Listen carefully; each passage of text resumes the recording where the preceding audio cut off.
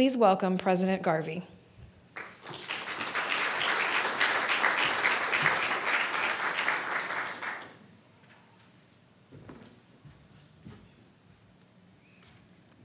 want to congratulate all of tonight's award winners and extend a special note of congratulations to the governor, who, like the next awardee, is a graduate of the Catholic University of America.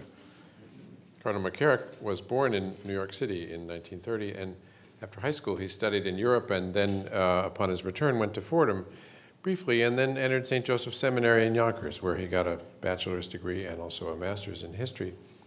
Cardinal Spellman ordained him to the priesthood on May 31st of 1958, and he then went on to enter a second, he emphasizes, a second MA and PhD at the Catholic University of America in sociology. He also, in his spare time while there, served as chaplain and then dean of students and then director of development, a post which he still does some work for. In 1965, he was named the president of the Catholic University of Puerto Rico, and in 1977, Cardinal Cook consecrated him a bishop. He was appointed the founding bishop of Metuchen in 1981. That's in New Jersey. They have in their Chamber of Commerce handbook a little poem written by a guy named L.H. Hunt that says, history carves on our escutcheon brainy borough of Metuchen. He did that in 1981, and then he became the Archbishop of Newark in 1985. Blessed John Paul II named him Archbishop of Washington in 2000, and a year later appointed him to the College of Cardinals. Cardinal McCarrick has served with many of you on numerous national and international bodies. He's been a counselor of CSIS and a member of the Inter-American Dialogue. He's a longtime member of the Board of Directors of Catholic Relief Services and has for 35 years been an active member of the United States Conference of Catholic Bishops. The Cardinal has chaired many of the committees of that body and served as a member of several Vatican entities. During his time as Archbishop of Washington, Cardinal McCarrick had the honor of serving as Chancellor of the Catholic University of America and President of the Board of Trustees of the Basilica of the National Shrine of the Immaculate Conception.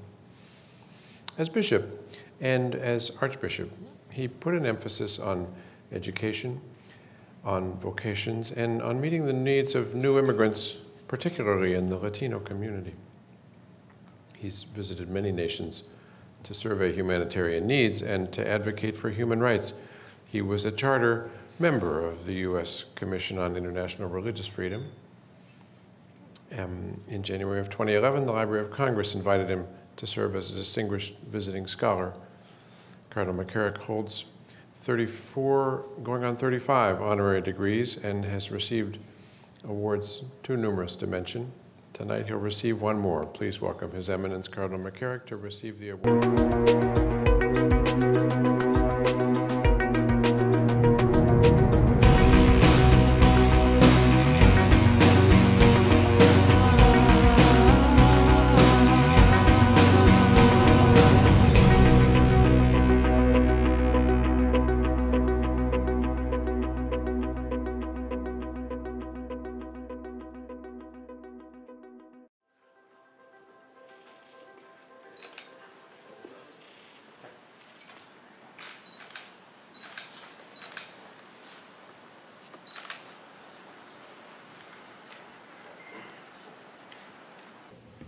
We've had some wonderful talks tonight, and this will not be one of them, but it will be brief. I'm grateful to the Rumi Forum for this very special recognition, which I don't deserve, because you always get recognized for things that other people do. And that very much is in my case, because I've had the privilege of working with extraordinary people.